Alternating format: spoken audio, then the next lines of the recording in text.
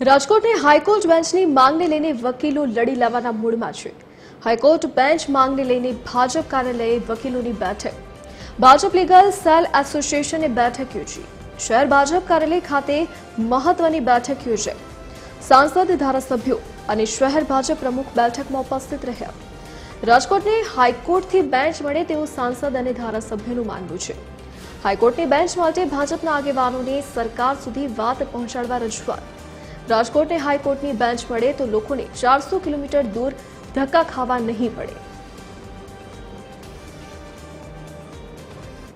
વકીલ મિત્રોએ રૂબરૂ મળીને પણ મને હાઈકોર્ટ બેન્ચ રાજકોટને મળે એ માટે પ્રયાસો કરવા જોઈએ એવી વાત મને કરેલી હતી। એના ભાગરૂપે આજે આવેદનપત્ર મને મળેલું છે અને એ આવેદનપત્રના માધ્યમથી રાજકોટ નગરના અને સૌરાષ્ટ્ર વિસ્તારના વકીલ મિત્રો સિવાય પણ ઘણા બધા અગ્રણીઓ અને ઘણા બધા એસોસિએશન દ્વારા પણ આ પ્રકારની એક લાગણી વ્યક્ત થયેલી છે। અમે એ લાગણીને રાજ્યમાં અને ભારત સરકાર યોગ્ય સ્તરે પહોંચાડવા માટેનો નમ્ર પ્રયાસ જરૂર કરીએ।